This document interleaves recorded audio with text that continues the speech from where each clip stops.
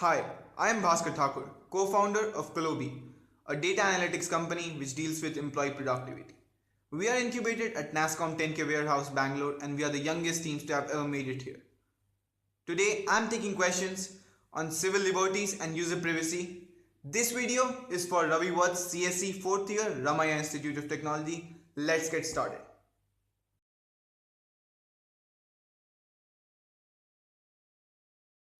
I guess there are two sides of the coin. So the first is the user side, the second is the government side. As users, of course, we are entitled to our data, entitled to our privacy. Nobody should have access to our personal data, even the government. But this is limited to normal cases. We have to understand that the government is ultimately responsible for our lives. And in a case such as the FBI Apple encryption case, where FBI requested for a man's data who was the suspect in the San Bernardino fighting case in which 14 people were killed, in cases such as that which are a threat to national security, the government should be entitled to our data and should get access. But that should not enable the government to have access to everyone's data, but just the one person related to that case. I feel that in cases such as national security, in cases related to our security, the government should have access to our data.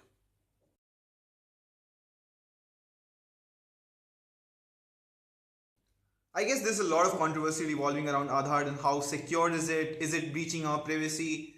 I think I'm not the right person to answer this question because I'm not related to the Aadhar team and I don't know what goes behind the architecture. But I think a system as big as Aadhar running on as big scale as Aadhar needs some time to evolve. We should not underestimate the people running Aadhar because I've heard there's some people who have worked for Google who are now working for the Aadhar team. There are other people also who have worked for big companies, built big systems and are now working for the Aadhar team. I think in a country like ours in which there's a lot of corruption, Aadhar could be a big disruptor and could help us solve such cases and such problems.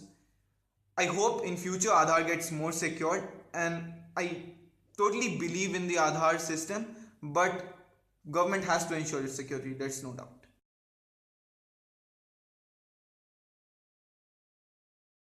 So I feel cryptocurrencies are another thing which have a lot of hype built around them. Whether they are useful or not is a subject to debate and it's good to have a debate around them.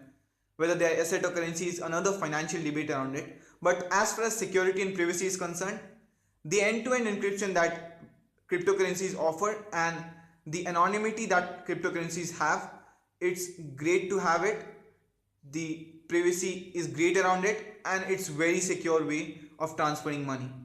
As far as regulations are concerned and the countries regulating it, I feel that the governments would in future have some or the other kind of regulations around it, and at the moment I don't have an opinion on that, but I feel that there would be a regulation around cryptocurrency. It would not be a financial revolution without any regulation going around it.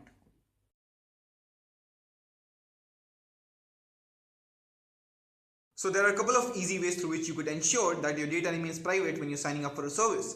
The first one is that you read the terms and conditions, which you actually do not.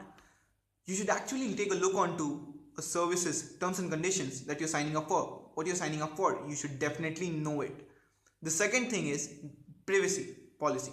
So you could actually look at the privacy policy link at the bottom of the website. Usually people ignore it.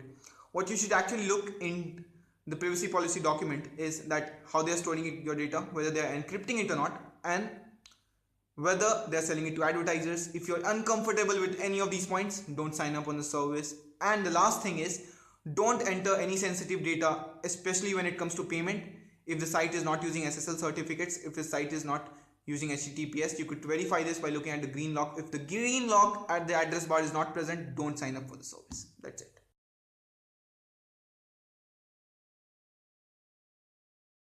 I think I mentioned quite a few in the last question. I'd repeat the same. Read the terms and conditions well. Read what are the terms and conditions you're signing up for. Read the privacy policy well, how the website is going to use your data. And do not enter any sensitive information on a site that does not use HTTPS or that does not have the green lock at the address bar. On top of it, when you're installing apps, do check what permissions are the apps being granted. Do not grant access to mic or contacts or camera if you do not trust the app developer. Please, if you have given the permissions, revoke the permissions by going into settings. And when you're giving the permissions or when you're installing apps, do check what permissions the apps are gonna have. That's it.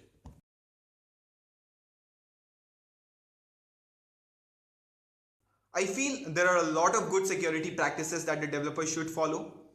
A lot of good content is written about them on the internet. I would just like to point out a few of them. So the first and the foremost is using HTTPS instead of HTTP. I seriously doubt why would someone use HTTP instead of HTTPS, and I have strong reasons for it. Because HTTPS is end-to-end encrypted. It helps you prevent man-in-the-middle attacks, and it's in today's world with Let's Encrypt, it's easy to set up and it's free. So first thing should be using HTTPS. The second thing is using hashing instead of encryption for storing passwords, because hashing is a one-way method, it's irreversible, while as encryption is reversible and is a two-way method. The third and the last one is to encrypt sensitive data. Whether to have end-to-end encryption or not is your choice, but to encrypt sensitive data is a must to have in today's world.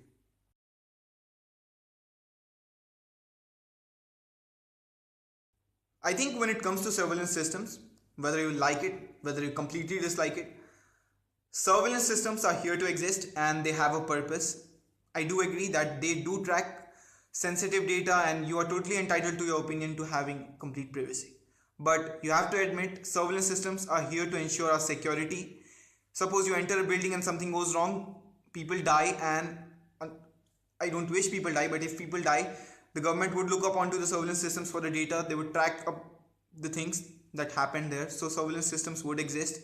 What I hope is that when they store the data that they take out of the surveillance systems, the location at which they store is completely secure. It follows the best industry practices, and it takes into account that they are having access, they are having responsibility of storing people's sensitive data, and they don't play around with it and have loose security practices. That's all I have for this question.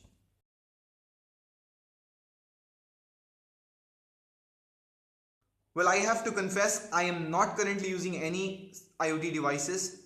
However, I have witnessed people using IoT devices. I have witnessed the power of IoT. I have no doubt about it.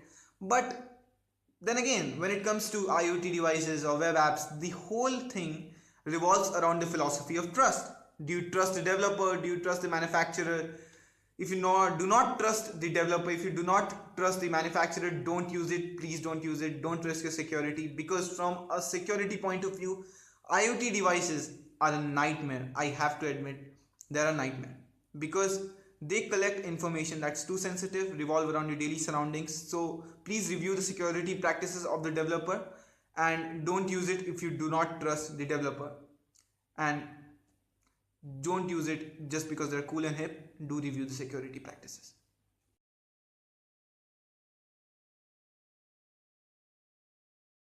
I think it's a very deep political topic, and the myth that people usually carry around their mind is that government regulates social media. In extreme cases, it however does, but at the basic and normal levels, the owner of the service, such as Twitter, has the full authority to ban and to filter content according to it that it does not feel is appropriate. But I think what we all would agree upon is that rape threats, communal violence, sedition should not be allowed on social media. There should be a borderline difference between sedition and dissent. But what I feel is missing is a presence of really good, a really neutral moderating authority. And I think every service should have that kind of moderating authority that decides what is good and what is wrong. But as I said, it's a very debatable topic. The freedom of speech in itself is a very debatable topic. It's not a topic at which you could point fingers and say one thing is right and one thing is wrong. So I guess it would always be like this.